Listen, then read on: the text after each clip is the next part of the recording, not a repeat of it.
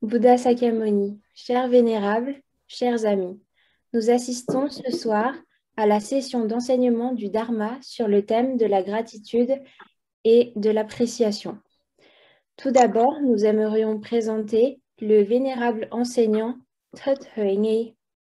Le vénérable a reçu l'ordination en tant que bhikkhu en 2008 à la pagode Wingjerk en Allemagne.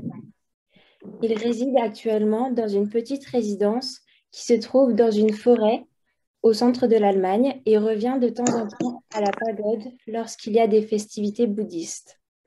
C'est un moine consciencieux et respectable par ses pratiques spirituelles.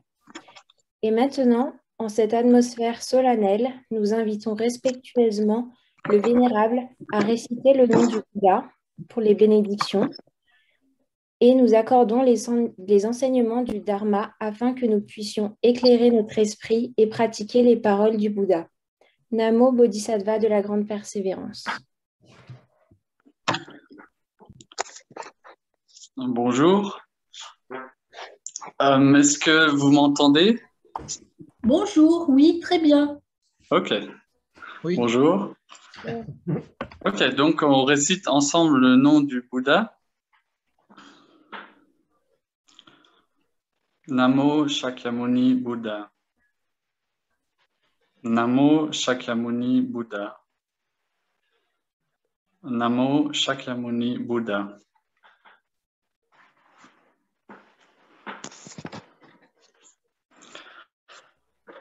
Ok, alors tout d'abord, bonjour à tout le monde.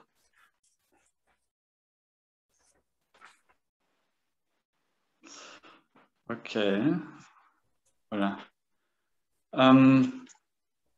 Voilà.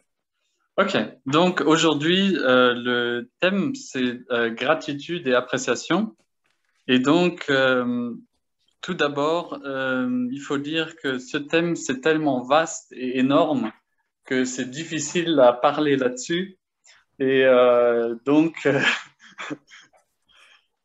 me suis dit que le mieux, comment on pourrait faire, c'est de juste parler de quelques exemples. Parce que sinon, c'est beaucoup trop large et beaucoup trop difficile à parler là-dessus. Et aussi pour que ça soit intéressant et pour que ça peut changer l'expérience de chacune et chacun. Et donc,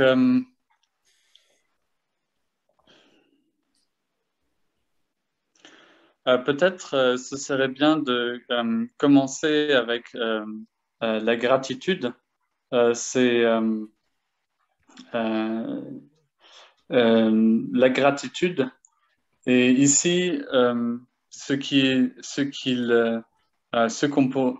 l'on peut dire sur la gratitude, surtout dans le bouddhisme, c'est que quand on regarde dans les écritures que Bouddha lui-même a parlé, on ne trouve pas beaucoup de textes, on ne trouve pas beaucoup de place, enfin dans le texte où le Bouddha il parle sur la gratitude.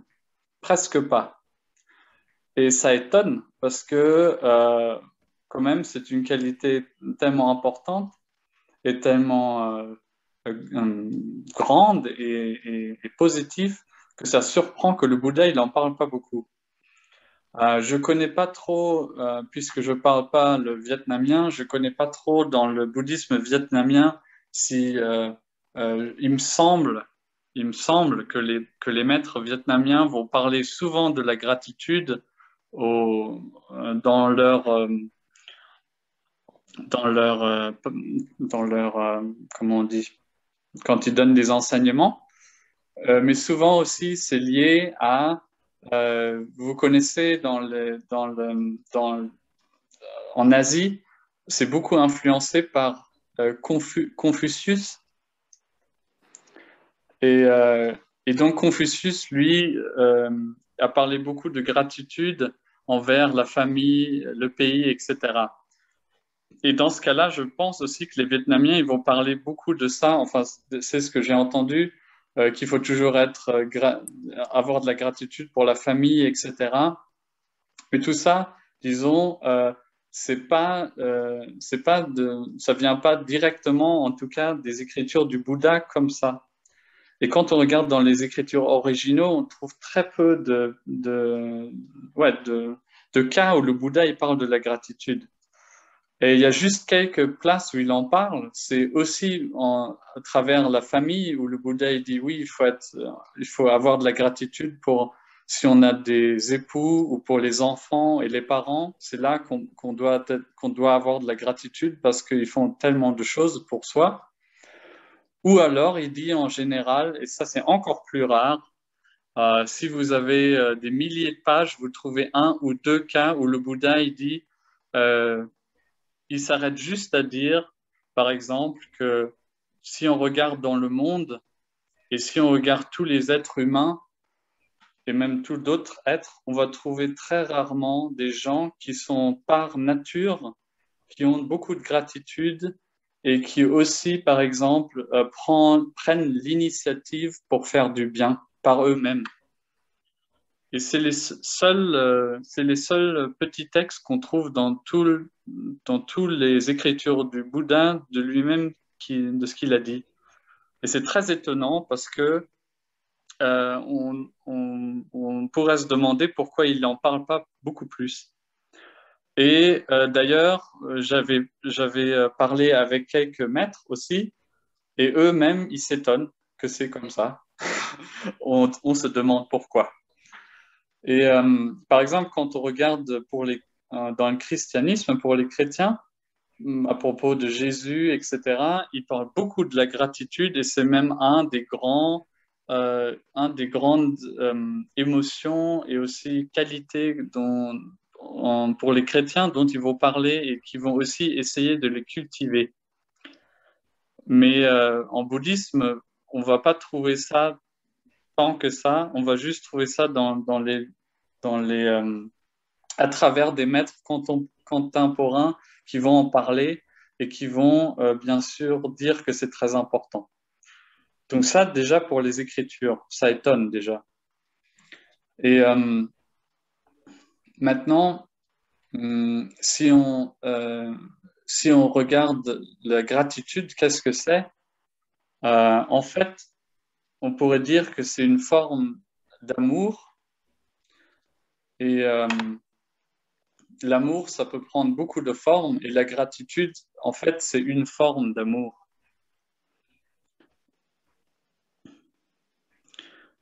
Quand on regarde si vous avez déjà appris de la méditation en bouddhisme, on va dire, par exemple, si on a de la haine, ça vaut bien le mérite de méditer sur l'amour comme antidote. Je ne sais pas si on dit antidote, comme, euh, comme, euh, en tant que comme une médecine pour guérir. Antidote, oui. Et donc, pour des gens qui ont beaucoup de haine ou si on a des problèmes avec des ennemis, etc., le Bouddha, il va dire de méditer sur l'amour. Mais par contre, ça, c'est une qualité qui revient toujours dans les textes aussi, dans les anciens textes, par rapport à la haine. Mais en étant souvent euh, en discussion avec aussi d'autres maîtres où j'avais eu l'occasion de parler, parce qu'il me semblait un peu bizarre que déjà la gratitude n'était jamais mentionnée comme ça, qu'on n'en parlait jamais, et que aussi l'amour tel quel, comme si on l'a cultivé en méditation, je trouvais qu'il n'était pas assez, euh, disons, profond en tant que qualité elle-même. Et j'avais dit ça à quelques maîtres qui me semblait que la gratitude était encore beaucoup plus subtile et encore beaucoup plus profond comment on dit, notre esprit, notre psychique, pour comment on dit, la psychique.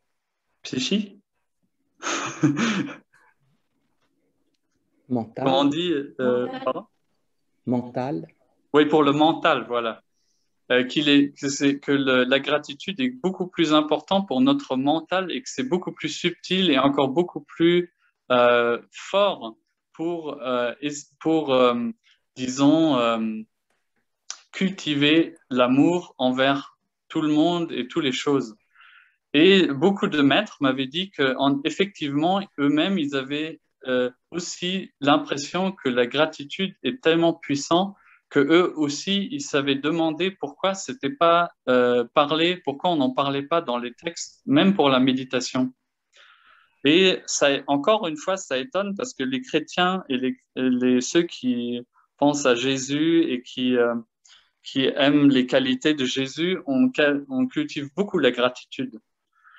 Et donc, pour moi-même, quand j'avais pas beaucoup de haine intérieure, disons, mais beaucoup d'irritation intérieure qui n'était pas très fort, mais quand même qui était embêtant, je trouvais toujours que la gratitude était beaucoup plus puissante pour aider que l'amour, parce que c'est beaucoup plus fin et beaucoup plus, disons, ça prend beaucoup de place dans le mental pour cultiver. Et les maîtres dont j'avais pu parler, ils me confirmaient ça. Et donc, il me semble que, à présent, si on parle de la gratitude, sauf dans le contexte comme en Asie, de contexte familial et confucianisme, etc., c'est quelque chose dont on n'en parle pas beaucoup dans le bouddhisme, mais qui manque beaucoup. Ça vaudrait beaucoup mieux d'en parler plus en termes bouddhistes. Et, euh, et, euh, et d'ailleurs aussi, ça vaut bien le coup d'apprendre des frères et sœurs chrétiens ou chrétiennes qui pratiquent de la gratitude pour voir quelle qualité ça peut donner et disons, quelle sagesse et aussi quelle beauté ça peut donner au mental et à l'esprit de la gratitude. Parce que si on parle pourquoi, c'est peut-être plus subtil même que l'amour même, si on médite là-dessus, parce que si on cultive l'amour, on va toujours avoir un esprit qui est très plutôt fort et envers les êtres et aussi pour soi-même, mais c'est pas très calme. Ça peut pas être aussi calme que la gratitude. La gratitude est beaucoup plus calme et puisqu'elle est beaucoup plus calme, elle va être beaucoup plus vaste. Et c'est pour ça, je pense que la gratitude, c'est une qualité qui est énormément importante en méditation et aussi pour notre vie. Et c'est dommage qu'en bouddhisme, on n'en parle pas trop dans le cadre de méditation. On va jamais entendre, on va jamais entendre qu'il y aura enfin moi, en tout cas, j'ai pas encore entendu qu'il y aura une retraite, par exemple, un séminaire bouddhiste où on médite tout le temps sur la gratitude. J'en ai pas encore rencontré, d'après ce que je sais en tout cas. Et donc ça, c'est très dommage. Et donc ça, c'est une chose à dire sur la gratitude. Après, si on regarde pour la famille et pour les jeunes, etc., pour les parents, je pense que déjà là, la gratitude, souvent, ça aussi, j'aimerais bien thématiser ou dire parce que c'est très important. Si l'on parle maintenant, puisque c'est des enseignements à des jeunes, surtout aussi vietnamiens, j'aimerais bien dire souvent, j'ai l'impression que la gratitude, dans le cadre des Asiatiques, vietnamiens ou pas, même aussi les Chinois ou Taïwanais et que je rencontre, souvent on dit que les enfants doivent avoir de la gratitude envers les parents. Mais c'est souvent dit avec un air de forcer. C'est-à-dire que les enfants doivent absolument avoir de la gratitude à tout prix et doivent la forcer, disons. C'est ce sentiment-là que souvent on retrouve et les jeunes, ils ont beaucoup de difficultés à comprendre et à aussi générer cette sorte de gratitude. Et j'aimerais bien dire que cette gratitude, puisque ça revient je pense, au confucianisme, qui a après aussi pris l'influence sur le Vietnam et toute l'Asie. Si l'on lit un peu Confucius et ses écritures, c'était un homme très, très calme, très bien sage et avec beaucoup, beaucoup de qualités positives. Et il me semble, quand lui, il parlait de la gratitude, ce n'était pas forcé du tout, mais c'était une gratitude réelle, puisque on comprend combien les parents ils font pour leurs enfants et aussi combien la société et tout le monde travaille pour nous, disons, en tant que si on se voit nous-mêmes. Par exemple, si vous prenez comme exemple tous les habits que l'on porte, toutes les maisons autour de nous, toutes les tables, toutes les chaises, tout ça, ça vient par d'autres personnes. C'est pas nous qui les avons fait. Toutes les choses dont on profite, toute la nourriture, etc., c'est pas nous qui l'avons fait, mais c'est d'autres personnes qui l'ont fait. Et si l'on voit nous-mêmes dans le contexte, comment on vit, si on regarde qu'est-ce que nous avons vraiment fait dans notre vie pour nous-mêmes, c'est pas beaucoup. La plupart des choses dont on parvient dans notre vie, ça vient d'autres êtres, d'autres personnes. Toute la nourriture, souvent la maison où l'on vit, l'appartement, toutes les choses qu'on utilise, la voiture, à l'école, les livres et tout ça, c'est pas nous qui les avons faits, c'est d'autres personnes qui ont travaillé pour les faire. Et donc, on vit à travers toutes les choses que les autres êtres ils font pour nous. Et il faut être très, très, très, très prudent à ne pas juger et dire oui, je suis tellement important et j'ai tellement un grand rôle dans la vie. C'est pas vrai du tout. Si on regarde, c'est les autres qui font presque tout pour nous et ce que nous contribuons à la vie, c'est pas beaucoup, même pour nous-mêmes, puisque la plupart des choses, ça vient de d'autres êtres qui travaillent et nous, on profite de ces choses. Et c'est plutôt dans une conscience comme ça que Confucius, quand lui, il parlait, il a pris conscience de ça et c'est pour ça qu'il disait à tous ses disciples et à tous les gens qui pouvaient en parler d'avoir de la gratitude. Et souvent, maintenant, j'ai l'impression que plutôt les parents vietnamiens, ils vont pour rendre leurs enfants sages, ils vont dire aux enfants qu'ils doivent avoir de la gratitude. Mais je ne pense pas que c'était l'intention de Confucius dans le temps. C'est pour ça qu'il faut être prudent comme parent, mais aussi prudent en tant qu'enfant et vraiment voir ce que les parents ils font pour nous, tout ce qu'ils font pour nous. Et en tant que parent, il faut bien voir que nous, en tant que parents, si on aimerait avoir de la gratitude de nos enfants, ce serait mieux que cette gratitude ne soit pas forcée, mais une gratitude qui vient du cœur, disons, qui soit réelle. Et comme ça, nous pouvons être vraiment satisfaits. Si c'est une gratitude artificielle, on ne pourra jamais vraiment être satisfait dans notre cœur. Donc ça, on peut dire déjà sur la gratitude dans la famille. Et pour tous les Occidentaux, la gratitude dans la famille, ça aussi, il faut vraiment apprendre, puisqu'on oublie de plus en plus avoir de la gratitude envers des gens beaucoup plus âgés, nos parents et nos grands-parents. Et là encore, on peut apprendre beaucoup des Asiatiques, parce qu'en Asie, encore, on s'occupe des personnes plus âgées, des parents. Par exemple, en Asie, si les propres parents, ils deviennent plus âgés et ils deviennent plus vieux et ils ont besoin d'aide dans la maison pour manger, pour toutes les choses. En Asie, jusqu'à maintenant, c'est encore d'accord que en tant qu'enfant, même si on travaille, on peut dire à l'employeur qu'on va maintenant déménager vers ses parents et qu'on va passer beaucoup plus de temps à aider les parents, à soigner les parents. Et le, comment on dit, euh, le chef de l'organisation, comment on dit, l'employeur, il va tout de suite comprendre, enfin plutôt, ça existe toujours.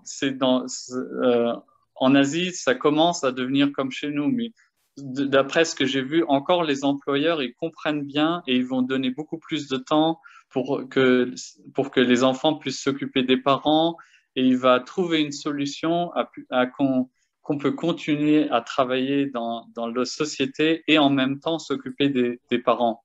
Par contre, ici, maintenant, si on dit je dois soigner mes parents et je ne peux plus travailler autant, normalement, l'employeur, il va, comment dire, il va vous mettre à la porte et vous allez trouver un nouveau travail. Donc ça, c'est très, très triste ici. Et ça encore, on peut, en tant qu'Occidentaux, on peut encore apprendre du monde asiatique, de encore trouver des solutions à pouvoir s'occuper des parents, à pouvoir s'occuper d'autres gens et de trouver la liberté à faire ça et aussi de trouver l'appréciation aussi et de montrer sa gratitude à travers pouvoir soigner et aider ses parents ou ses grands-parents. Et normalement, ici, euh, on peut bien dire que ici, dans le monde, en Europe, etc., souvent, les grands-parents et les parents, euh, c'est vraiment, dès qu'ils deviennent plus âgés et plutôt nécessaires d'aide, il y a une sorte d'émotion euh,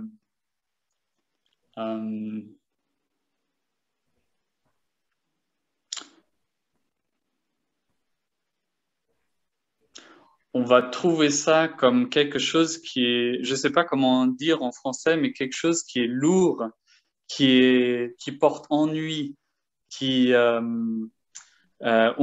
comme si on a envie de s'en débarrasser, mais bon, il faut quand même les soigner, il faut quand même les aider, mais en même temps, c'est comme d'un côté, on veut bien aider nos parents et les grands-parents puisqu'on les aime et on est vraiment, on a de la gratitude, mais en même temps, puisqu'on ne peut pas le gérer avec le temps ou même parfois émotionnellement à les aider, on va plutôt les donner, par exemple, une, euh, comme on dit, où on met les gens plus âgés, où ils vont une maison de retraite. Maison de retraite. Voilà, on va les mettre dans une maison de retraite, mais l'émotion, comment ça va être fait, c'est très,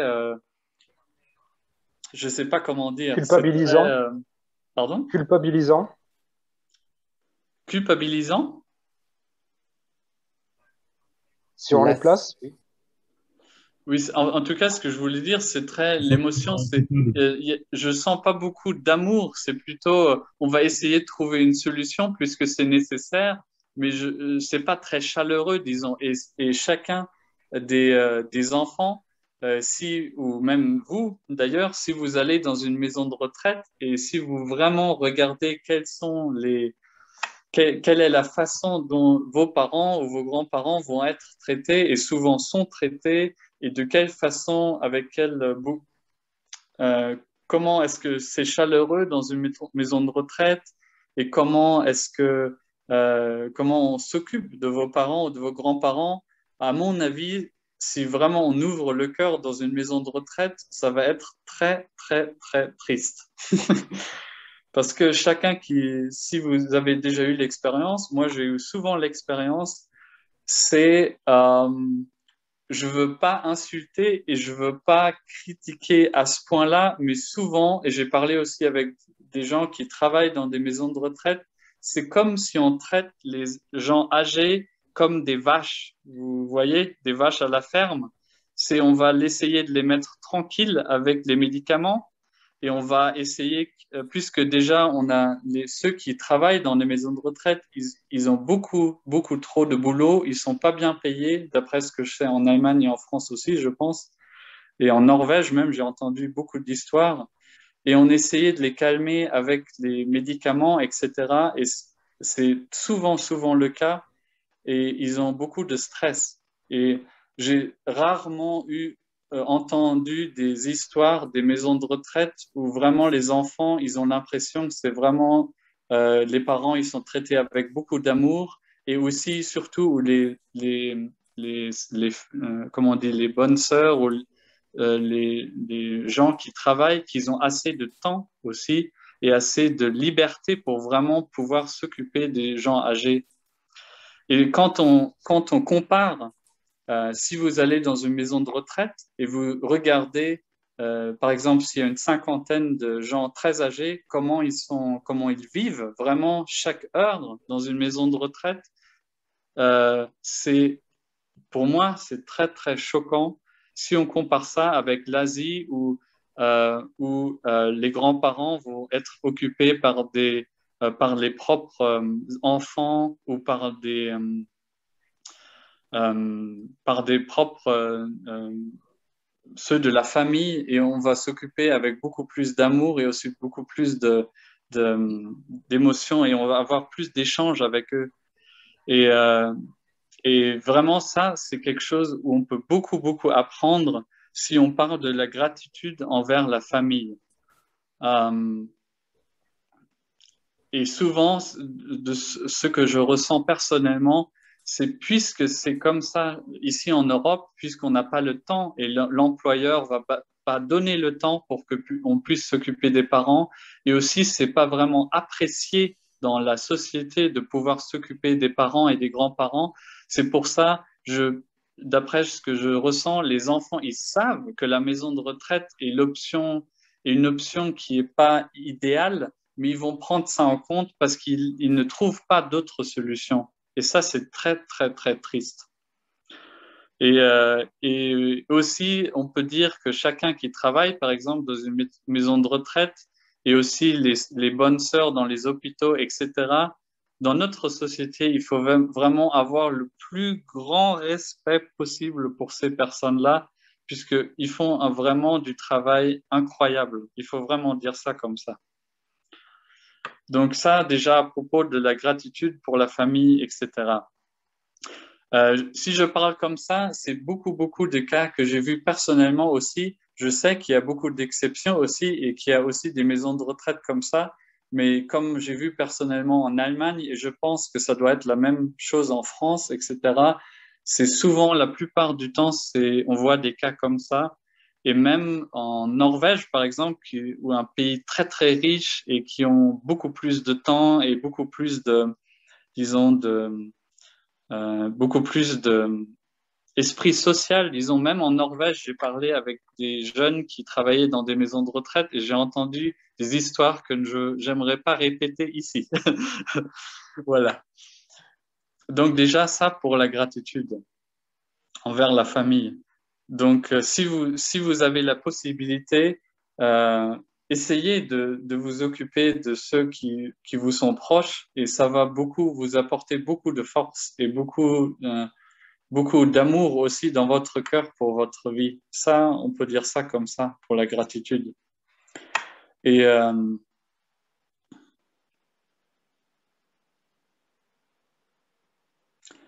donc voilà, c'est ce qui me vient pour la gratitude pour la famille, etc. Après, si on parle de la gratitude pour bouddhisme, euh,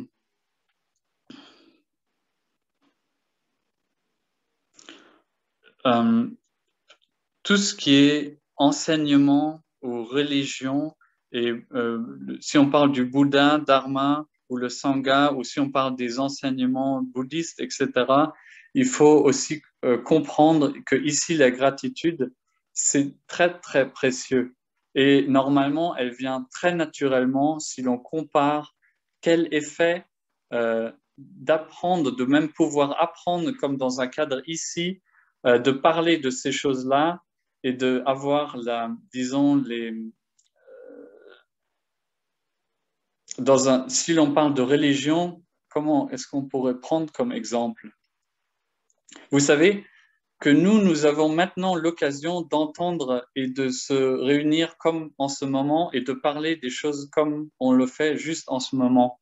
C'est à cause du Bouddha, si vous voulez, à l'origine, que l'on a la chance de pouvoir faire ceci. C'est à cause de lui et c'est à cause de disons, de son, pas bénédiction, mais à cause de comment on dit, hum, disons simple, c'est à cause de lui que nous pouvons être ici. Et il faut être vraiment, avoir de la gratitude pour le Bouddha même, et tous ceux qui ont essayé de maintenir ces enseignements à travers le temps, à travers les centenaires comme ça, qui ont travaillé euh, pour garder ces enseignements précieux et qui ont travaillé aussi à eux-mêmes et pour d'autres gens de cultiver des qualités comme de l'amour, la compassion, etc., pour, pour qu'on puisse maintenant toujours avoir ce cadre et en parler. C'est à la base, ça vient de la bénédiction du Bouddha que c'est possible. Ou par exemple, si vous voulez rendre compte comment on est béni en fait partout. Par exemple, si vous pensez à Noël ou si vous pensez à que l'on puisse fêter Noël dans tout le monde entier au 24 décembre, tout d'un coup, tout le monde, et vous sentez quand vous allez sur les rues, tout le monde est calme, tout le monde est, ils vont avoir plus de gratitude, ils vont être plus calmes, ils vont être plus sains pour leur mental, ils vont essayer de trouver de l'amour pour la famille, etc. En fait, on doit avoir de la gratitude à Jésus, puisque c'est lui qui a, disons, fait ça, c'est la bénédiction de Jésus que l'on reçoit jusqu'à maintenant, si vous voulez, que l'on puisse avoir l'expérience de Noël, par exemple, avoir l'expérience de Pâques, avoir toutes ces expériences, ça revient à Jésus, qu'il était là, et que nous, maintenant, on puisse avoir la bénédiction de ça jusqu'à maintenant. S'il n'y aurait pas Jésus, on ne fêterait pas le 24 et il n'y aura pas le 24 beaucoup de paix dans le monde et cet esprit de paix dans le monde. Ça n'existerait pas. Et donc, il faut avoir, si l'on parle de religion, et spiritualité, etc., il faut être avoir de la gratitude pour ces gens-là qui, jusqu'à maintenant, pour qu'on puisse avoir la bénédiction. Donc, si vous voulez sentir comment Jésus, il était fort en qualité positive, allez juste dans les rues le 24 décembre et vous voyez quelle force Jésus a eue dans son temps jusqu'à maintenant pour qu'il puisse changer notre environnement tel qu'il est, par exemple, le 24 décembre dans tout le monde. Ou si vous voulez savoir comment le Bouddha, il est fort, allez dans des monastères bouddhistes, etc. Et vous allez sentir quelle était la force du Bouddha. Ça revient à sa bénédiction, disons, que l'on puisse avoir l'expérience jusqu'à maintenant de ça. Et donc, juste d'être conscient de ça, très naturellement, on aura beaucoup de gratitude.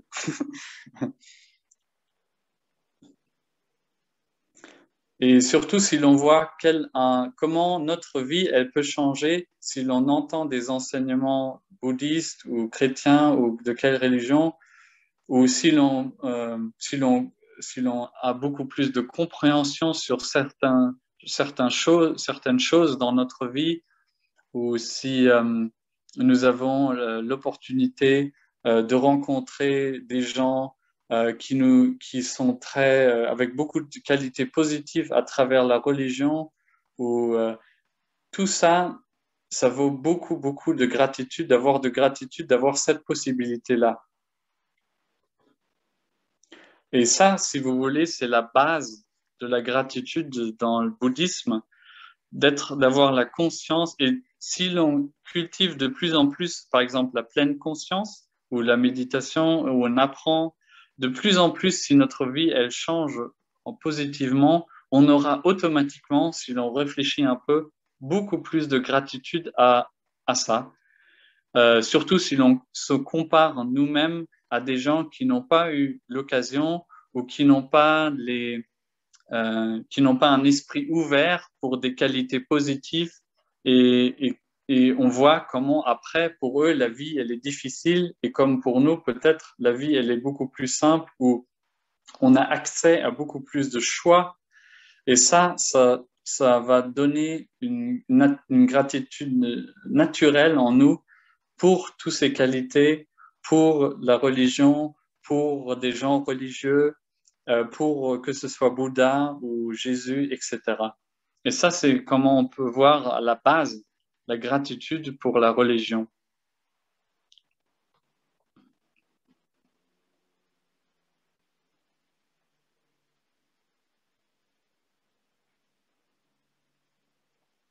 Après, comme on avait parlé de la gratitude pour la méditation, comme j'avais dit avant, on médite presque jamais en bouddhisme sur la gratitude et vraiment, si vous voulez, puisqu'en bouddhisme, on va méditer plus sur l'amour, la compassion, etc., si vous avez du temps, essayez de méditer au lieu, par exemple, de l'amour ou compassion, essayez de méditer sur la gratitude même en tant qu'émotion et vous allez voir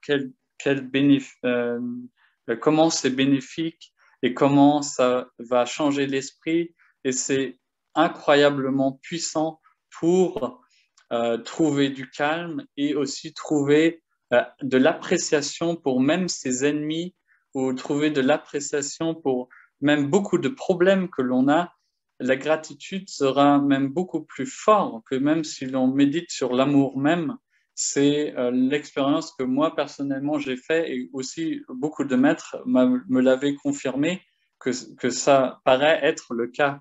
Donc si vous avez l'occasion, essayez et vous allez voir comment ça peut être, ça peut apporter vraiment un esprit très très calme et apprécieux de son environnement si on médite sur la gratitude. Bien sûr, si l'on médite sur l'amour, ça va avoir un effet secondaire sur l'appréciation, mais si l'on médite sur la gratitude, l'effet va être encore beaucoup plus, surtout si l'on parle, puisque ce soir le thème c'est gratitude et appréciation, ça va apporter beaucoup plus de puissance sur l'appréciation surtout. Ok. Comme ça, déjà, j'aimerais, c'est ce qui me vient à l'esprit sur la gratitude. Est-ce qu'il y a des choses que j'ai mal exprimées ou est-ce que vous avez d'autres idées ou des commentaires ou des questions sur la gratitude? C'est à vous la parole.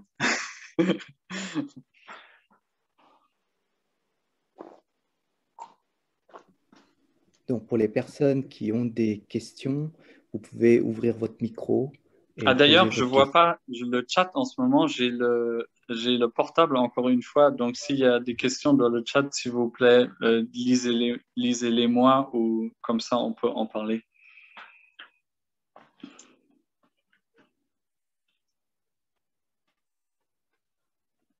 Ou est-ce que vous rencontrez des problèmes avec de la gratitude?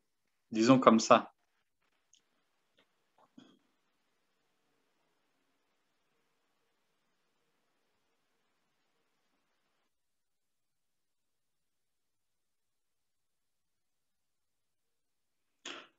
Sinon, une question que souvent j'entends et qui est intéressant pour soi-même. Parfois, il y a des personnes qui disent qu'ils ont des difficultés à euh, ressentir de la gratitude et qui demandent comment est-ce que puis-je plus sentir la gratitude et plus cultiver la gratitude. Et ça, je pense, c'est un signe de ne pas, au départ, d'avoir pas assez d'appréciation pour soi-même. Et je pense que si on a des difficultés à ressentir de la gratitude, tout d'abord, je pense que c'est pas très important de regarder et de se forcer d'ailleurs d'avoir de la gratitude envers la famille, la société, etc. Si on a un manque vraiment de pouvoir sentir cette émotion-là, je crois qu'au niveau mental, c'est un signe qu'il y a un grand vide à l'intérieur et il faut d'abord doucement à trouver de l'appréciation juste pour soi-même. C'est un point de départ important.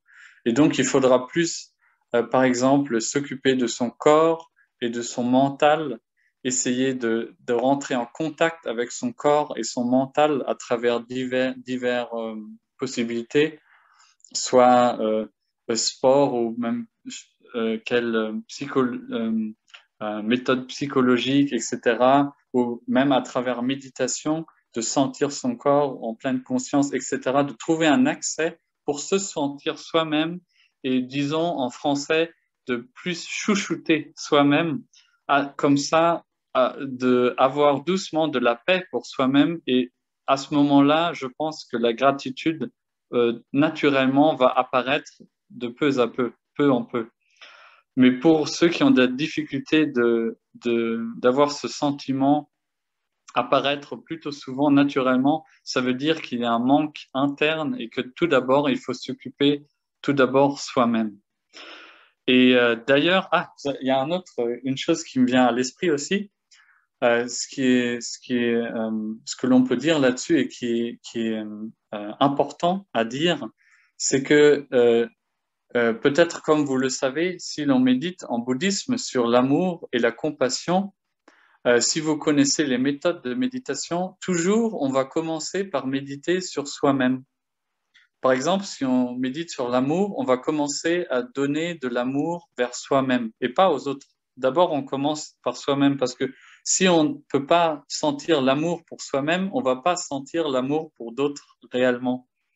Et c'est pour ça, comme ça, toujours quand on médite, d'abord, par exemple, même dans des grandes retraites de méditation sur l'amour, dans des monastères, etc., la méthode traditionnelle, c'est d'abord de commencer par soi-même et de se donner tellement d'amour jusqu'à ce qu'on est rassasié, disons, et après, on continue par donner l'amour à d'autres personnes. Et maintenant, si l'on veut, c'est pour ça que quand j'ai dit si l'on va commencer par exemple, méditer sur la gratitude aussi, c'est très intelligent de commencer par soi-même et d'abord de se sentir soi-même, comme j'ai dit jusqu'à maintenant, pour être sensible pour soi-même, mais aussi de se donner de la gratitude ou avoir de la gratitude pour soi-même, c'est-à-dire être euh, être conscient combien de luttes nous avons fait pour nous-mêmes dans notre vie, combien de problèmes nous avons résolus pour nous-mêmes dans notre vie, combien on est toujours là pour nous-mêmes quand il le faut.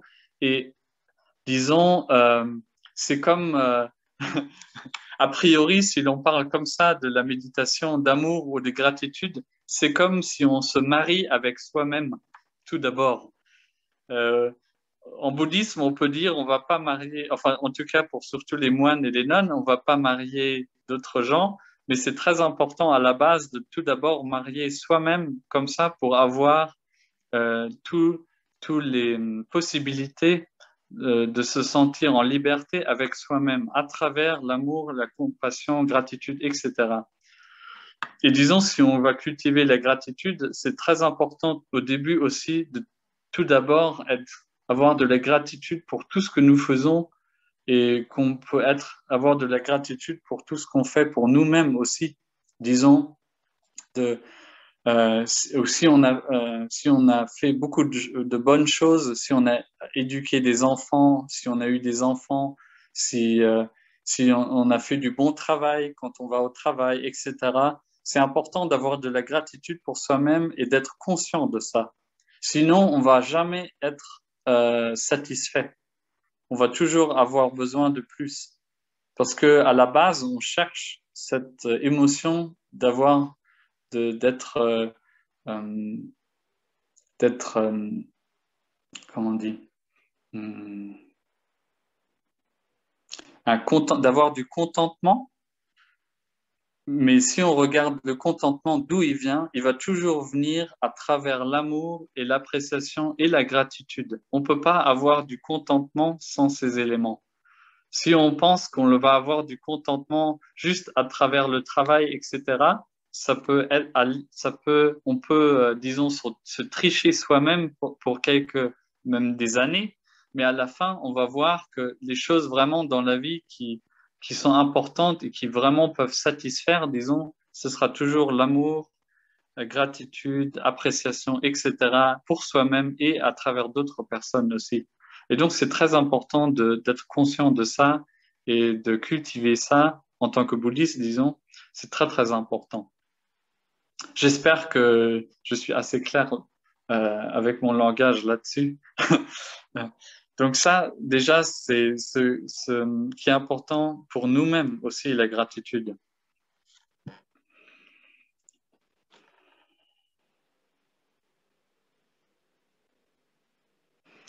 Après,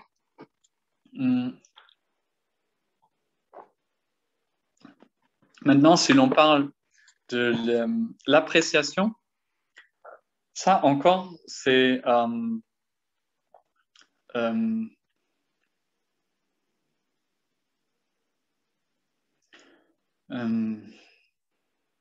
si l'on prend le mot vraiment comme il est, l'appréciation, si l'on prend le mot tel qu'il est, si on regarde pour ce que le Bouddha lui-même il a dit, on va trouver, d'après je me souviens, aucun texte très très clair où le Bouddha il va parler de l'appréciation telle qu'elle, comme ça, pour les moines ou pour des gens. Ce qui me vient à l'esprit pour l'appréciation, comment on le ressent en ce moment en Occident, avoir de l'appréciation pour ci, appréciation pour ça, c'est à travers, en bouddhisme, si vous voulez, si on parle d'abord du bouddhisme avant des choses mondaines, souvent on parle de la foi. Vous savez, avoir de la foi en Dieu, avoir de la foi en Jésus, avoir de la foi en Bouddha. Avoir de la foi, on peut traduire ça par appréciation. C'est-à-dire, on peut dire aussi avoir de l'appréciation pour Dieu, avoir de l'appréciation pour Jésus, avoir de l'appréciation pour Bouddha. C'est un autre mot, si vous voulez, et c'est une même qualité qui est dans la foi aussi. Et donc, en bouddhisme, si on parle de la foi, par exemple, de la foi, le Bouddha, il en parle tout le temps. Et il parle pas comme pour un dieu, mais il parle, la foi, c'est très important pour réussir à tout et avoir assez d'énergie pour toutes les choses que l'on fasse, dans les choses mondaines, mais aussi pour la méditation et les choses spirituelles. Et puisque la foi, on peut la comparer, on peut prendre un autre mot qui est l'appréciation, on peut aussi parler que l'appréciation va donner de l'énergie pour tout ce que l'on fait, mondain ou spirituel, ou aussi toutes les choses dont le Bouddha y parlait, on pourrait échanger le mot foi avec appréciation. C'est l'appréciation qui va être le moteur pour toutes les choses que nous allons faire, même dans la méditation, etc.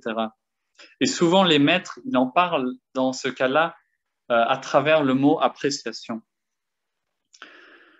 Et donc, au niveau bouddhisme, c'est très important d'avoir beaucoup d'appréciation parce que l'appréciation, c'est quelque chose de très naturel et de très simple, mais qui en même temps va changer beaucoup pour nous. Par exemple, si l'on pense au Bouddha, on va penser à quelqu'un qui a beaucoup de qualités positives. Et si l'on apprécie ces qualités, c'est-à-dire qu'on va trouver les qualités, on va les trouver bien, ça inclut qu'on va essayer d'avoir les mêmes qualités, ça inclut que l'on respecte ces qualités et qu'on ne va pas les dénigrer, ça inclut que toutes les autres personnes que l'on rencontre dans notre vie qui ont à voir ces qualités, on va les apprécier en même temps et on va aussi avoir du respect en même temps. Et c'est-à-dire que si vous voulez, l'appréciation ou la foi, c'est comme un bol ou c'est comme un verre qui est vide et qu'on va pouvoir remplir avec quelque chose. Et si l'on a de l'appréciation pour des mauvaises qualités et l'appréciation pour des mauvaises choses, on va remplir notre bol et notre verre avec plein de poison, si vous voulez, avec plein de quelque chose venimeux, et ça va donner beaucoup de mal. Mais si l'on remplit notre foi ou notre appréciation avec tout ce que l'on trouve bien, tout ce que l'on veut essayer est-ce qu'on peut dire essayer d'émuler, essayer de copier?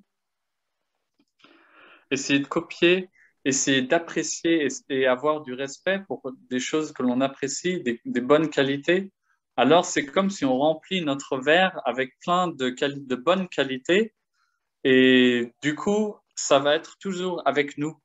Ces qualités, puisqu'on les respecte, puisqu'on les apprécie, c'est disons, on les met dans notre cœur, disons, et c'est pour ça, nous-mêmes, juste en avoir de l'appréciation, juste en avoir cette sorte de foi, si vous voulez, ça va transformer notre caractère et ça va transformer aussi notre vie.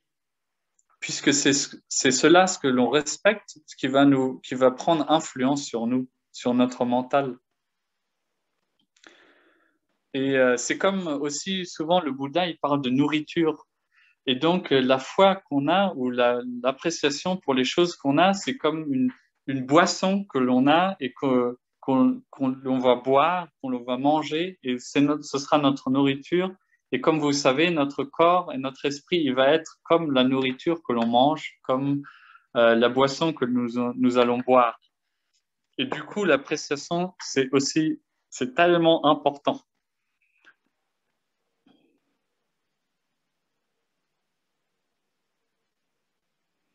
Et surtout, si on parle pour l'appréciation pour le Bouddha, ou appréciation si vous avez un maître bouddhiste ou des gens surtout en monastère, ou les gens qui sont importants pour vous spirituellement ou pour votre méditation, si pour ces gens ou ces maîtres ou pour le Bouddha même, vous avez beaucoup, beaucoup d'appréciation et vous vous souvenez chaque jour avec de l'appréciation pour ses qualités, ou si vous êtes chrétien, si chaque jour vous avez de l'appréciation pour Jésus, pour comment il vit, pour quelle qualité il aime et qu'il montre, et de chaque jour, peu à peu, vous allez devenir un humain meilleur, un humain plus sain, un humain plus tendre et un humain beaucoup plus chaleureux que si vous n'avez pas cette appréciation.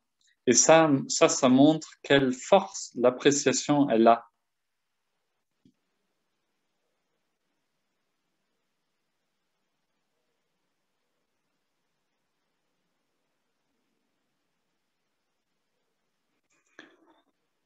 Donc ça, c'est pour le bouddhisme. Sinon, appréciation pour mondain,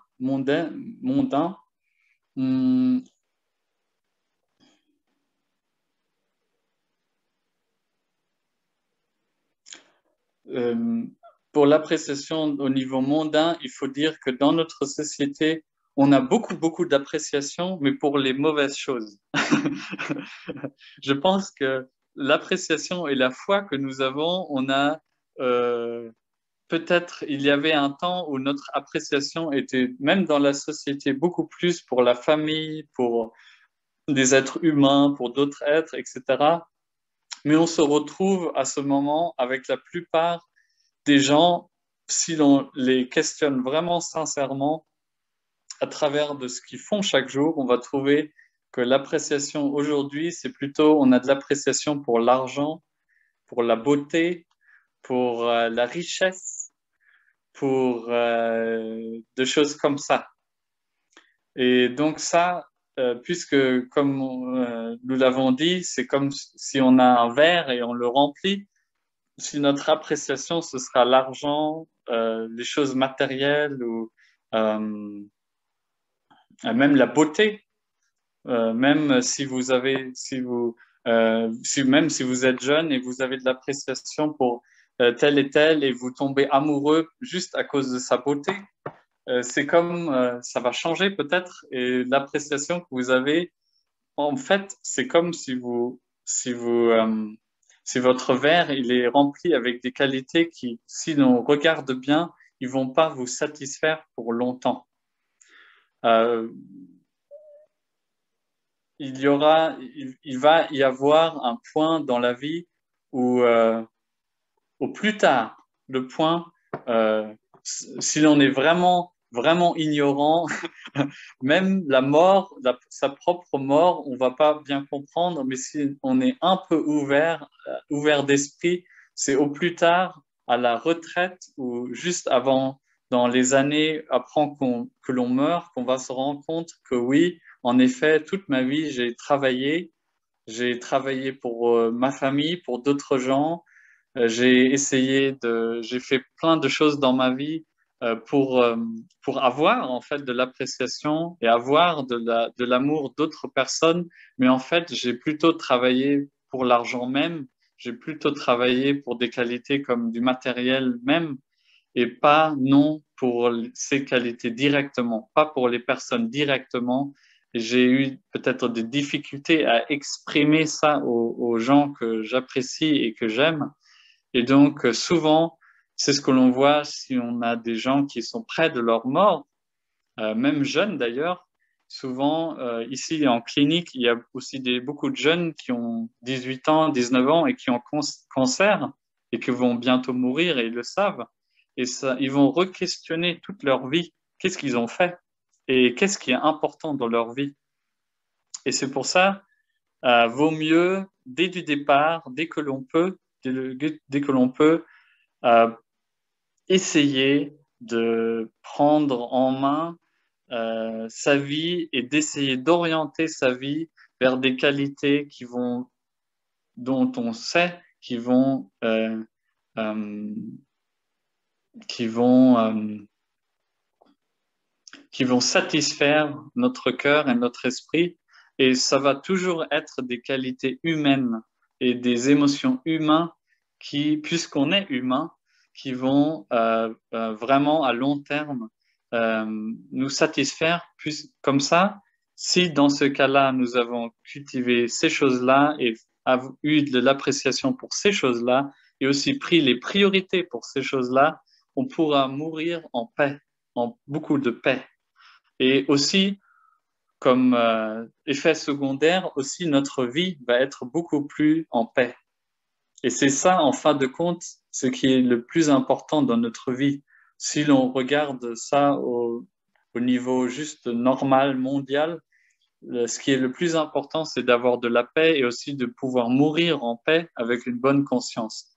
Et c'est pour ça, la gratitude et l'appréciation, c'est comme, si vous voulez, les outils que nous avons pour choisir qu'est-ce que l'on veut dans notre vie.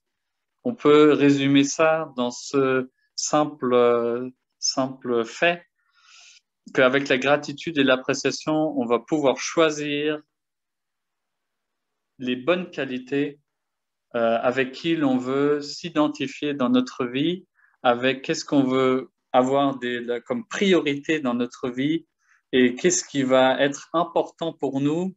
Comme ça, on ne va pas avoir du regret pour d'autres choses. Comme ça, on va pas avoir on va pas manquer des choses, avoir l'impression d'avoir manqué des choses, etc. Et c'est pour ça, la gratitude et l'appréciation, c'est tellement important et c'est difficile aussi d'exprimer ça et d'en parler tel quel. Mais euh, j'ai essayé d'exprimer en, en cours pourquoi c'est tellement important. Et si vous êtes jeune, puisque ici notre enseignement, c'est normalement, même s'il y a beaucoup pas de jeunes, mais puisqu'on parle surtout pour les jeunes, quand vous êtes jeune, vous pouvez choisir votre vie. Votre vie normalement est déjà est à venir. Vous pouvez encore choisir beaucoup de choses dans votre vie. Et c'est pour ça c'est important dès que vous êtes jeune de bien choisir où vous voulez aller et pourquoi vous voulez aller dans cette direction dans votre vie et essayer dès du début d'avoir beaucoup de gratitude pour des choses importantes dans votre vie, vraiment importantes, et pas l'argent, etc. Vous savez vous-même honnêtement que ça va pas vous rendre heureux au long terme dans votre cœur, et essayez de choisir plutôt d'avoir de la gratitude pour des humains, par exemple, qui sont proches de vous, qui vous aident et dont vous avez dont vous bénéficiez tellement à travers votre nourriture et votre environnement, etc. Et essayez de trouver aussi de l'appréciation pour les qualités que vous-même, même si vous êtes bouddhiste, pour des qualités que vous trouvez importantes. Et dans ce cas-là, si vous faites ça dès que vous êtes jeune, vous allez, sans avoir beaucoup de peine, vous allez aller dans la bonne direction dans votre vie, dans une bonne direction. Et les copains et copines et votre entourage, tout naturellement, va se cristalliser vers un environnement plutôt sain et plutôt chaleureux si vous mettez votre intention et appréciation dans cette direction-là. Et c'est très important aussi pour beaucoup de jeunes qui ont des difficultés à trouver leur place dans la vie, parce que quand on est jeune, on n'a pas encore vraiment trouvé sa place dans la vie, parce qu'on est jeune. Il va falloir la trouver à travers la vie. Et donc, c'est très important dès du début de prendre conscience de que ces qualités-là, c'est les qualités que nous apprécions, que nous respectons. Et juste avoir ça dans son cœur va mettre en place notre vie et on va automatiquement, à travers les années, on va attirer un environnement sain pour nous-mêmes et aussi pour notre famille. Et ça, c'est très important à dire pour les jeunes ici et, euh, et de leur dire de ne pas décourager et d'avoir de la foi ou de l'appréciation pour les bonnes choses et normalement, les choses vont bien aller en place. Puisque votre cœur les apprécie, puisque votre cœur les respecte. Voilà. OK. Maintenant, on a une demi-heure. J'aimerais bien avoir, si vous avez des questions déjà premièrement, sinon on peut parler un peu plus à travers des exemples qui vont peut-être aider à comprendre, aider à montrer à quel point c'est important ou comment on peut les appliquer dans la vie pratique, disons, ces choses plutôt vastes et spirituelles, euh, comment on peut résoudre des problèmes difficiles, même avec un esprit avec ces qualités-là. Donc, si vous avez des questions ou si vous avez un exemple qui vous vient à l'esprit, s'il vous plaît, dites-le. Comme ça, on peut avoir une discussion. Ce sera beaucoup plus facile puisque c'est difficile puisque c'est tellement énorme ce sujet, c'est difficile d'en parler sans exemple. Si vous n'avez pas d'exemple, je vais essayer de trouver quelques exemples qui me viennent à l'esprit, mais c'est encore mieux si vous avez de propres exemples ou de propres problèmes qui vous viennent à l'esprit, comme ça on peut avoir des choses plutôt pratiques. Namyo Shakyamuni Bouddha, j'ai une petite question. Si pour une raison de culture ou d'éducation, on n'a pas eu l'habitude d'apprécier soit des grandes choses, soit des petites choses, comment faire pour s'entraîner et aussi pour ne pas envoyer un message à notre environnement que tout d'un coup, on veut, comment dire, être tout gentil, tout bien, mais que vraiment, on veut juste manifester l'appréciation. Parce qu'on a tellement l'habitude qu'on nous voit toujours avec les mêmes lunettes que c'est pas évident de se présenter un peu différemment avec d'autres actions comme la gratitude ou l'appréciation. Merci. C'était avec les mêmes lunettes? Oui, dans le sens que j'ai l'impression que notre environnement, il nous voit tel qu'il nous connaît et que c'est pas évident de pouvoir présenter un autre aspect de nous-mêmes, de faire comprendre aux gens que voilà, on veut essayer autre chose. Ok, je vois, il y a deux choses importantes dans cette question. La première, il faut déjà voir, comme j'avais dit, si notre éducation et notre environnement, on n'a pas eu l'habitude de souvent avoir de l'appréciation ou gratitude à travers les émotions dans la famille ou dans notre éducation. Dans ce cas-là, il faut bien savoir que notre mental va prendre cette image en tant qu'enfant et jeune, et nous-mêmes, on va se sentir pas apprécié et pas avoir que d'autres gens n'ont pas de la gratitude envers nous en tant que personne. Et du coup, il faut dire très clairement que c'est comme un état de manque qu'on a pour nous personnellement. Et c'est très souvent le cas ici, si les parents ils sont très occupés, ils ont beaucoup de stress dans leur vie, etc. Et ils vont pas avoir ces émotions-là envers les enfants, beaucoup ces émotions-là envers les enfants. Et donc les enfants, ils vont avoir beaucoup d'émotions en direction tout ce que je fais, c'est jamais assez. Même si je me donne de la peine, les parents, ils vont pas apprécier ou ils ont toujours quelque chose à critiquer. Jusqu'à même avoir l'impression, en fait, j'habite chez mes parents, mais j'ai comme une impression que je suis en fait même pas not welcome, je suis même pas Le bienvenu. ouais, voilà, j'ai même pas l'impression d'être vraiment le bienvenu ici dans la famille, c'est comme si je suis une personne à part, etc. Et là, il faut bien dire que si on est encore dans ce cas-là jeune, il faut tout d'abord, déjà, faut dire que c'est très triste et c'est dommage. Mais si on est jeune et on est dans un cadre comme ça, il faut être quand même pratique. Ça vaut rien puisqu'on peut pas changer ses parents, on peut pas nécessairement changer le cadre, donc il faut travailler avec ce que l'on a. Donc, si on est jeune et on est dans une telle situation, vaut mieux essayer de comprendre les parents et leurs manques pour que nous-mêmes, ça ne nous affecte pas trop. Et il faudra comprendre, c'est triste que ça soit comme ça et que l'on doit prendre déjà une telle responsabilité tellement jeune, mais si c'est le cas, c'est le seul moyen à essayer de faciliter cette situation et c'est de vraiment comprendre en tant que jeune, oui, mes parents, ils sont ça les surpasse, ils ont trop de stress, ils savent eux-mêmes pas comment gérer cette situation.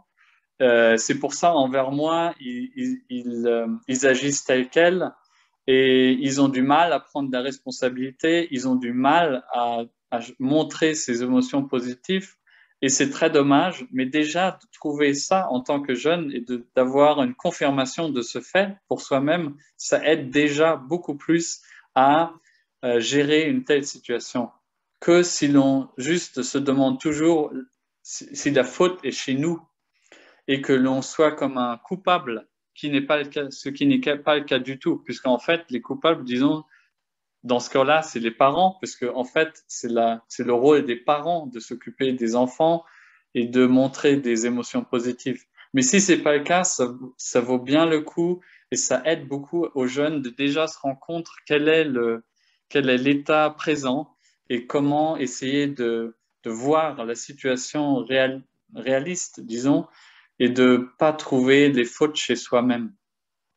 Et deuxièmement, après, en même temps ou même plus tard, quand on sera adulte ou déjà quand on est jeune, d'essayer de trouver d'autres moyens, comment trouver la gratitude et l'appréciation pour soi-même. Non pas à travers d'un environnement mauvais, avec des drogues ou des copains où l'on sait déjà qu'ils sont une mauvaise influence, mais de vraiment, malheureusement, de prendre la responsabilité que normalement les parents devraient prendre, mais de prendre la responsabilité en même soi-même et d'essayer d'aller dans une direction d'un bon encadrement, d'un bon environnement avec des copains ou des copines que l'on puisse faire confiance et où l'on peut trouver des émotions de gratitude et d'appréciation. C'est très, très important.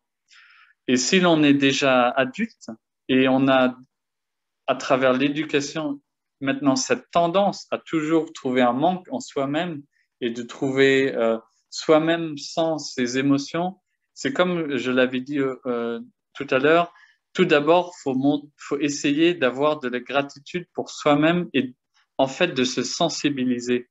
Si l'on n'a pas beaucoup ces émotions de gratitude ou d'appréciation, ça veut dire on n'est pas assez sensible pour soi-même à voir qu'on est même un peu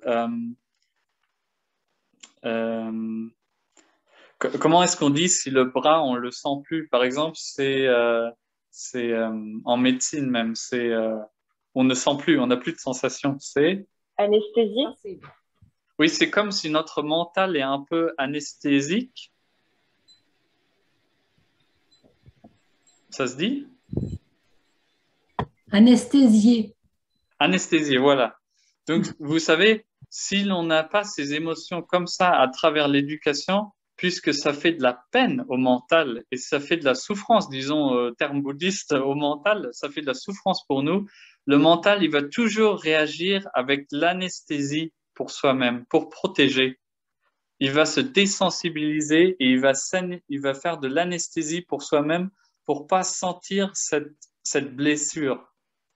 Et donc, en tant qu'enfant, c'est une chose, mais si on est déjà adulte, notre devoir, c'est de doucement se resensibiliser, qui est possible. Et c'est juste, ça vaut de la peine et ça vaut du travail, mais c'est possible de se resensibiliser et de retrouver des sensations d'abord et après, de retrouver ce problème interne, disons, et de retrouver de la sensibilité interne à travers de se sensibiliser niveau corps, niveau esprit, mental. Alors la gratitude va doucement réapparaître naturellement.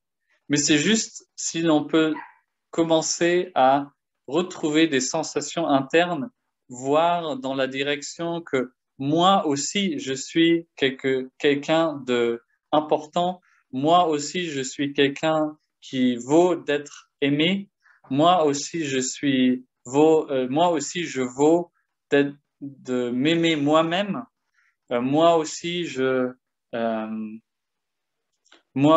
vaux d'apprécier moi-même et j'ai des qualités qui vaut être appréciées pour moi-même et aussi à travers d'autres gens. Je vaux d'être aimé et d'avoir de l'amour pour moi-même et à travers aussi d'autres gens.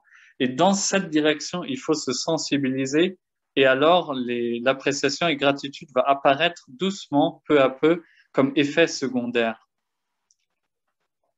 Et la deuxième question que vous dites avec les lunettes, etc., là, comme on avait dit l'autre jour, il faut être très clair que d'autres gens, souvent, ils nous voient à travers, on dit en bouddhisme, la projection mentale. Ils ne nous voient pas vraiment nous, mais ils voient ce qu'ils veulent voir à travers leurs émotions. Et on dit ça, la projection mentale.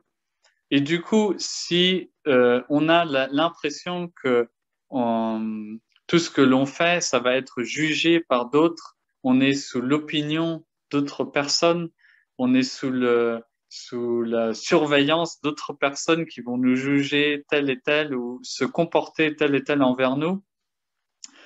À la base, disons, bouddhiste, il faut bien comprendre que pour résoudre ce problème, la meilleure méthode, c'est de faire confiance à son propre cœur.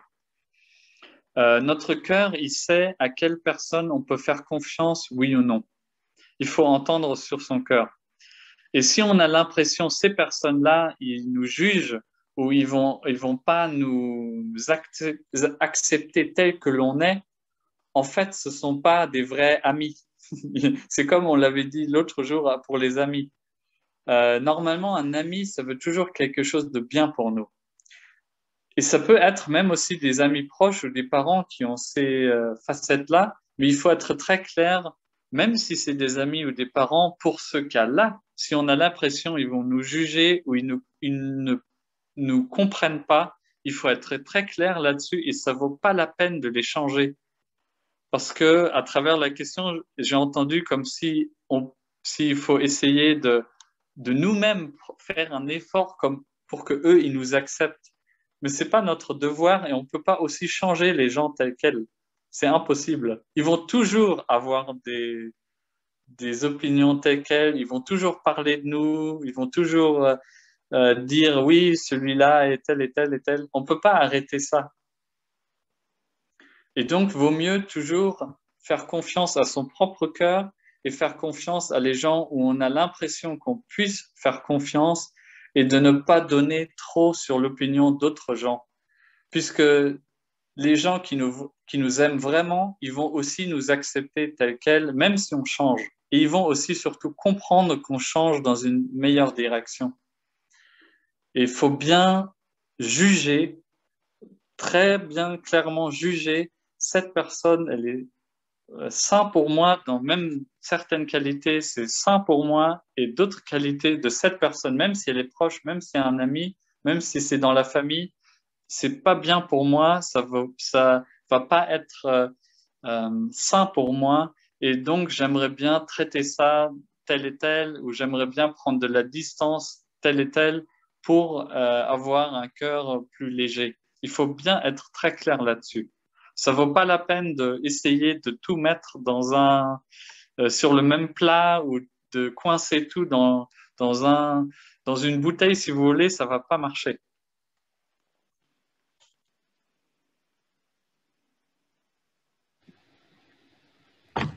Merci beaucoup. J'avais une question, s'il vous plaît. Ça veut dire que pour travailler donc l'appréciation envers soi-même, c'est quelque chose du quotidien et à chaque instant, il faut se dire c'est bien faire des choses bien pour soi, s'aimer soi, on agit comment, on fait comment du coup? En fait, On est en confiance en soi. oui, en fait, pour avoir la confiance en soi et d'avoir de l'appréciation en soi-même, puisque notre société, elle est tellement pas humaine, et tellement loin des qualités humaines que vraiment il faut prendre l'intention de disons en français, de se chouchouter 24 heures sur 24. Et ça va être juste OK. Même si on a l'intention de se chouchouter 24 heures sur 24, on va trouver que c'est juste bien. Ça va pas être trop bien. Si vous pouvez vous chouchouter vous-même que ça va être très très bien, ben tant mieux. Mais vous allez trouver que même si vous avez l'intention de prendre tellement de soin de soi-même et de prendre tellement de tellement trouver plein de choses pour s'apprécier soi-même, ça va jamais être assez, sauf si on est vraiment euh, si on est vraiment euh, Altruiste pour soi-même? pardon? Altruiste pour soi-même? Non. Oui, oui, de toute façon, oui. Il faut être altruiste pour soi-même. Mais ce que je veux dire, c'est le moment où on sera assez chouchouté soi-même sera le moment où on sera heureux, disons. Dès que vous êtes heureux, ça veut dire, voilà, vous avez chouchouté vous-même assez. Mais vous allez voir, c'est pas permanent, quelques heures vont passer, une demi-journée va passer, il va être encore nécessaire de continuer à se faire du bien pour soi-même. Et c'est très nécessaire puisque personne va prendre la responsabilité pour ça. C'est quelque chose, c'est un manque il faut faire pour soi-même. Il n'y a aucune personne qui se lève chaque jour et qui va dire maintenant, je vais vous chouchouter 24 heures sur 24 et je vais faire ça le reste de ma vie. Parfois, c'est les vœux qu'on fait peut-être pour le mariage, etc., mais c'est pas réaliste du tout. Le partenaire, il va partir aussi. Le partenaire, parfois, il va être au travail. Le partenaire, il va avoir ses propres soucis, etc., etc. En fin de compte, on va se rendre compte dans la vie que la seule personne qui peut vraiment s'occuper de soi-même, c'est nous-mêmes. Et il faut avoir l'intention et il faut vraiment le faire 24 heures sur 24 et c'est la seule méthode et c'est la seule solution pour vraiment être heureux pour soi-même. C'est la seule solution. Personne ne va faire ça pour nous. Personne ne le fera à notre place. Il faut prendre soin Voilà, de et personne ne le fera à votre place. Voilà, personne ne le Et fera personne aussi peut le faire tellement bien comme vous. Et c'est pour ça on parle c'est comme si vous vous mariez à vous-même. Tout à fait, c'est ce que vous disiez tout à l'heure. Et du coup, ça veut dire que si dans le passé, il y a des choses qui ont fait que, bon, jusqu'à un instant T, on n'a pas confiance en soi, on annule le passé, on n'y pense plus, ça ne sert à rien. Et on démarre sur Non, une nouvelle base. ça vaut pas. Si on a eu un passé plutôt traumatique ou un passé qui était dur pour nous dans notre enfance, etc., c'est pas bien du tout de le oublier. Il faut apprendre du passé, c'est-à-dire il faut bien comprendre qu'est-ce qui s'est passé, mais maintenant à travers notre esprit adulte. Puisque quand on était petit, on ne peut pas comprendre. Et on ne peut pas comprendre l'environnement, les circonstances, etc.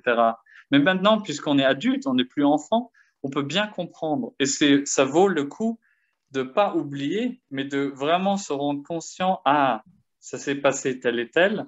Et il n'y avait pas d'autre solution dans ce temps-là. Et j'étais encore jeune, donc je ne connaissais pas d'autres solutions. Mais maintenant, je suis adulte. Maintenant, je sais que j'ai d'autres choix, etc. Et il faut comprendre comment le passé il prend influence sur nous et comment maintenant on peut le changer. D'accord. Parce que c'est devenu une habitude. Vous savez, ça c'est très très bouddhiste. Je ne sais pas si vous avez déjà entendu parler de ça. En bouddhisme, on parle de différents voiles de notre mental, de différentes choses qui nous enveloppent et qui vont qui vont agir sur notre conscience. C'est les émotions négatives, mais beaucoup pire que les émotions négatives, ce sont les habitudes négatives. C'est comme une énergie.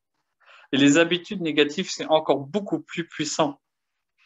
Et c'est pour dire les choses courtes, de travailler sur les habitudes, surtout les habitudes négatives, émotionnelles que nous avons, c'est la chose la plus dure, ou même, on parle au bouddhisme, vous savez, comment on dit, même les saints et même les bodhisattvas, on dit, etc., ils travaillent là-dessus parce que c'est tellement difficile à comprendre, à changer, etc. Mais c'est le même travail que si nous, on essaye de comprendre notre jeunesse et de changer nos émotions négatives. C'est exactement ça dont le bouddhisme il parle. S'il parle des habitudes et surtout des émotions négatives avec les habitudes négatives. Parce que si on parle de, par exemple, avoir jamais l'impression d'être assez ou jamais avoir fait assez, jamais pouvoir s'apprécier soi-même, si c'est le cas jusqu'à maintenant, c'est une habitude, c'est devenu une habitude. Et c'est encore beaucoup plus dangereux que si on parle que juste on n'a pas appris. Et c'est cette habitude qui va toujours créer des situations dans notre vie pour qu'à la fin, on va être seul et avoir l'impression émotionnelle que, encore une fois, je ne suis pas assez, encore une fois, je ne suis pas accepté, etc., etc. Et le seul moyen de changer ça, c'est à travers nous-mêmes. Tout à fait. Merci beaucoup. C'est en se parlant avec bienveillance avec soi-même. Enfin, Pardon? c'est en se parlant avec bienveillance avec soi-même. Bienveillant, c'est-à-dire? Se parler gentiment à soi-même. Enfin, Ah oui, oui, oui, tout à fait. de cultiver Oui, ça le la gratitude, facilite. en fait. Non? Oui. Il y a une autre chose qu'on peut dire pour ça, ce qui est le cas dans notre société et surtout pour les jeunes, c'est que je pense que j'en avais parlé l'autre fois, c'est à cause de la pression. Si on fait de la pression pour soi-même ou si on est même voire agressif envers soi-même ou dur avec soi-même, en fait, c'est comme si on fait une guerre avec soi-même. Dès que l'on n'est pas gentil avec soi-même, dès qu'on n'est pas aussi tendre qu'une mère avec soi-même, si vous voulez, comme un aspect féminin, surtout aussi pour les hommes, vous savez, si on n'est pas tendre comme une femme envers soi-même ou comme une mère envers soi-même, si on est tellement dur, etc., c'est comme de la haine envers soi-même, c'est comme une forme d'agressivité envers soi-même. Et il faut trouver les moyens à devenir tendre et devenir comme vous l'avez dit, bienveillant, etc., envers soi-même. C'est très, très difficile. Parce qu'on a l'habitude qu'il faut être dur pour que l'on puisse s'apprécier soi-même, qu'il faut être dur pour valoir quelque chose, etc. Et il faut changer ça. Il faut devenir le plus tendre possible. Et ça va vraiment donner ça va vraiment donner, on va pouvoir être heureux à travers ça émotionnellement. Merci. Mais le système éducatif est très dur avec les jeunes. Vous parlez beaucoup des jeunes et je trouve que c'est qui sont sous beaucoup de pression. Ah oui, tout à fait. Et c'est horrible. Ouais. C'est horrible. En fait, vous savez, le système éducatif et les parents aussi, ils veulent juste au meilleur, ils veulent juste préparer les enfants, et c'est leur devoir d'ailleurs, ils veulent préparer les enfants pour la vie. Ils veulent que les enfants, ils peuvent gérer les soucis, la dureté et la souffrance de la vie. Ils veulent que les enfants soient assez forts pour pouvoir gérer. Mais la méthode, comment ils font, est complètement à travers. Parce qu'ils pensent qu'avec, si l'on éduque les enfants, même les parents, si on éduque les enfants à être durs, à avoir de la pression, qui vont pouvoir gérer mieux. Mais en fait, ce que l'on va faire, c'est l'opposé. On va créer une personne cassée à l'intérieur, avec un cœur cassé, avec un cœur en manque. Et en fait, c'est l'opposé. Si on veut vraiment préparer les enfants à plus tard être durs, à pouvoir, disons pas être durs, mais à pouvoir à être tendres, disons, mais à pouvoir être dur s'il le faut et à pouvoir gérer la vie s'il le faut, il faut donner maximum d'amour, maximum de tendresse. Et pour la dureté de la vie, etc., il faut juste donner la compréhension. Ça suffit. Il faut pas mettre la pression sur eux émotionnellement, mais il faut leur donner la compréhension. Et la compréhension, ça suffit pour qu'avec l'amour qu'ils ont et la tendresse qu'ils ont, avec la compréhension, ils pourront avoir la dureté qu'il faut et avoir le courage qu'il faut pour pouvoir gérer la vie. Mais la méthode, comment nous, ou dans le monde mondain, comment on fait, et surtout le système pour l'école, etc., ils pensent que si on fait avec la dureté, comme ça, ils vont comprendre et comme ça, ils vont être durs, etc. Mais en fait, on fait l'inverse. Le résultat va être inverse. Quand on dit aussi aux jeunes que c'est le bon moment pour eux de choisir leur direction, parfois ça peut aussi les bloquer, c'est-à-dire ça leur met de la pression parce qu'ils savent pas. Voilà. Normalement, j'ai beaucoup d'expérience avec des jeunes jusqu'à maintenant, beaucoup, et surtout aussi avec des jeunes pour ce qu'ils veulent faire dans leur vie. Et à chaque fois que les jeunes, ils me demandent, puisqu'ils ne savent pas ce qu'ils veulent faire, et c'est bien, c'est compréhensible parce que moi-même, si je serais à leur place, je ne saurais pas de quoi faire puisque mon choix de la vie est tellement, j'ai le choix entre quelque chose qui est mauvais et mauvais, donc qu'est-ce que je prends entre ces mauvais choix? Donc, la meilleure chose que je dis aux jeunes, c'est toujours entendez dans votre cœur de ce que vous voulez faire dans la vie, même si c'est quelque chose de complètement absurde, et même si c'est quelque chose que les parents ne pouvons pas comprendre et peuvent pas accepter même. Mais c'est pas ça ce qui est important dans la vie. Même s'ils ont un rêve très non réel, un rêve très lointain, moi, je trouve vaut mieux les laisser faire leur rêve, comme ça ils vont bien se rendre compte du résultat réel, comment la vie marche réellement. Et comme par exemple, euh, on peut prendre exemple, par exemple une jeune fille, les parents ils veulent qu'elle devienne, qu'elle étudie le droit, devienne médecin, mais en fait la jeune fille, ce qu'elle veut faire, elle veut aller en Mongolie et être euh, vivre avec des chevaux, par exemple. Vaut mieux dire à elle, oui, va en Mongolie et va vivre avec les chevaux, et comme ça, tu vas voir comment ça marche. Vaut beaucoup mieux voir ça. Comme ça, elle va se rendre compte qu'est-ce que c'est la réalité et qu'est-ce que c'est un fantasme.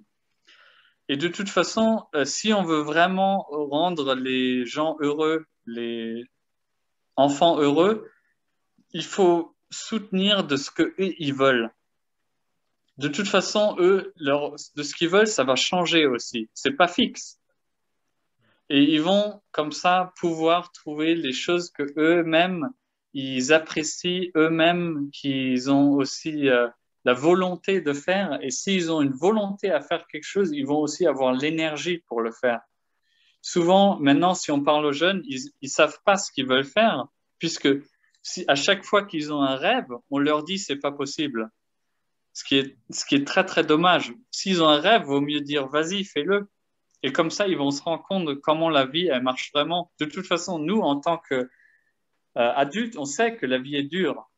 Et vaut mieux que eux, ils fassent leur propre expérience à travers leurs rêves, puisque leurs rêves, ça leur donne de l'énergie. Si on dit maintenant, tout ce que tu rêves, c'est rien du tout, ça vaut pas le coup, ils vont pas avoir d'énergie et ils vont être complètement perdus. Et en plus, c'est pas, comment on dit, it's not fair. C'est pas, juste. C'est pas juste, puisque nous, en tant qu'adultes, nous aussi, on fait ce qu'on rêve. Si on va avoir la nouvelle Mercedes et BMW, on va l'acheter et on va vivre notre rêve en tant qu'adulte. Mais on dit à nos enfants, tu dois pas faire ça, tu fais quelque chose d'autre. C'est pas juste. Si nous, on peut acheter une BMW, on peut aussi bien dire à notre enfant, va en Mongolie et avoir de la joie avec les chevaux. Pourquoi pas? Et ils vont bien se rendre compte si c'est réaliste pour eux ou pas. Mais ils vont avoir de l'énergie. Ils vont avoir un horizon. Ils vont avoir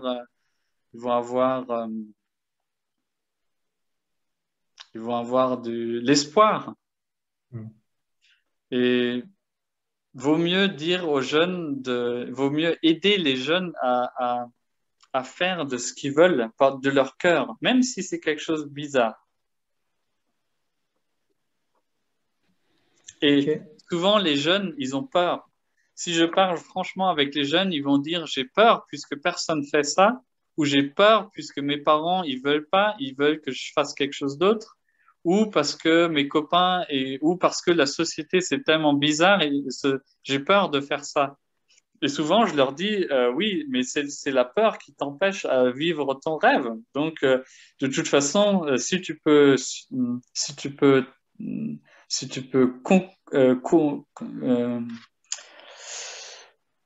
conquérir, conquer? Concrétiser. Non, non, non. Non, non. Conquérir. Conquérir. Oui, conquérir. Si tu peux conquérir ta peur, c'est quelque chose de merveilleux dans ta vie. C'est quelque chose qui vaut être fait. C'est comme ça que les jeunes, après, puisqu'on demande toujours comment est-ce que les jeunes, après, ils vont avoir de la confiance en eux-mêmes. C'est bien quand ils conquérissent eux-mêmes leur peur à eux-mêmes. C'est d'autres peurs que nous en tant que parents ou en tant que copains. C'est pour ça, il faut bien se rappeler que chacun est un propre univers. Et donc, la meilleure chose qu'on peut faire pour donner de l'amour à travers être copain ou parent, c'est d'essayer de donner de l'aide à cet univers-là pour qu'ils puissent grandir à leur façon. Même si pour nous, c'est bizarre. De toute façon, ce n'est pas notre vie. Il faut aider et pour eux à être heureux. Et puisque maintenant, la tendance, c'est toujours de dire aux jeunes, c'est pas ça, ça vaut pas le coup, ça, c'est pas bien. Il faut que tu choisisses entre telle et telle étude et c'est tout. Et si les jeunes, ils demandent, oui, mais mes rêves, ils sont où et ma volonté, elle est où? Et si on le dit aux jeunes, ta volonté, elle n'existe pas, tes rêves, ils n'existent pas, bah, si nous, on serait à leur place, nous-mêmes, on serait complètement déprimés. C'est très naturel. Faut pas être étonné que la jeunesse, elle est comme elle est. Namo Sakyamuni Bouddha, vénérable, il est 21h33. Donc, je pense qu'on va clore ici l'enseignement. Donc, on vous remercie de nous avoir fait partager cet enseignement sur la gratitude et l'appréciation sur le point de vue du monde et sur point de vue en fait bouddhiste par rapport à la pratique aussi que vous avez énoncée, expliquée dans la méditation.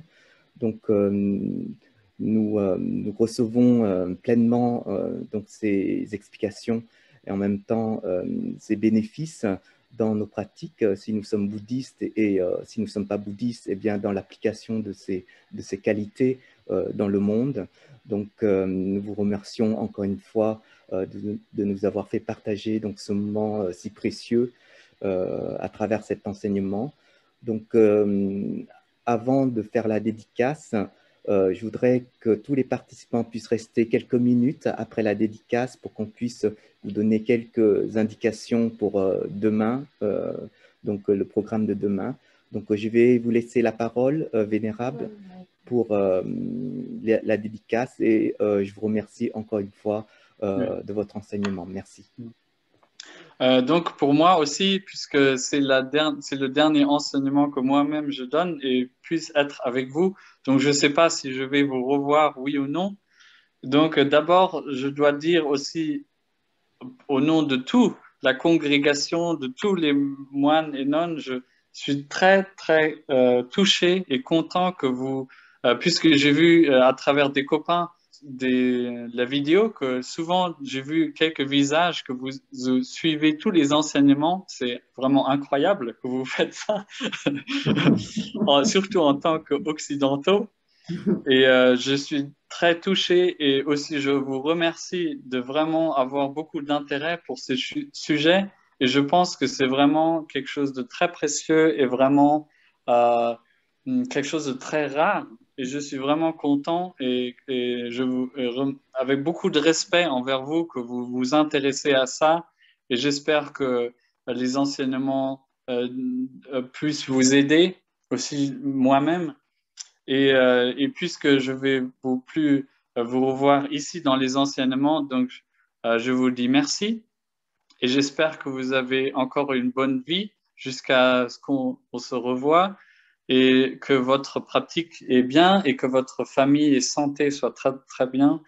Et sinon, euh, en tout cas, je suis très heureux, surtout que ce groupe ici, dont j'ai eu la possibilité de rencontrer des Français ici, je suis très content avec ça.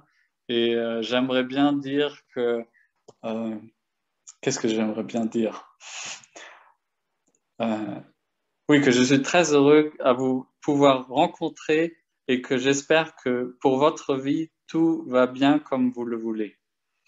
Ok, donc on fait la dédicace pour ce soir.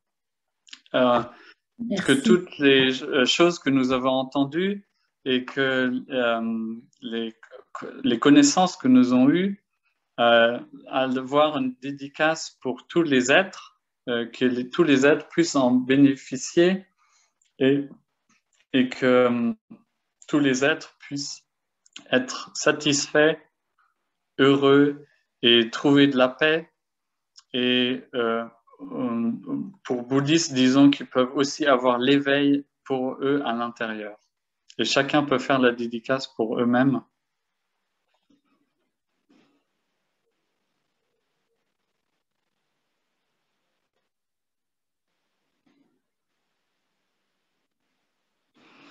Ok. Donc, je vous remercie beaucoup d'avoir eu la possibilité d'être avec vous et j'espère que vous allez bien et une bonne soirée et encore bon courage et beaucoup de possibilités à pouvoir apprendre toutes ces choses. Au revoir. Merci beaucoup. Il faut venir nous voir à Lyon. Il faut venir nous voir à Lyon. Oui, si vous voulez, pour la France, j'ai beaucoup d'intention de venir en France. Donc, si vous voulez partager des choses ou enseignements, puisque je sais que ça va avec les maîtres, dis à votre maître, ou si vous-même vous organisez, vous pouvez dire au maître, ils ont le contact de nous en Allemagne et on peut organiser. Si vous voulez faire des choses en France, on peut arranger, il n'y a pas de problème. Oh bah super, avec plaisir. Merci. Okay. Merci. Alors, merci. À bientôt. Merci. Au revoir. À bientôt. Merci. Voilà, notre séminaire touche bientôt à sa fin. Le séminaire bouddhiste online qui est organisé depuis le week-end dernier par la congrégation bouddhiste unifiée en Europe.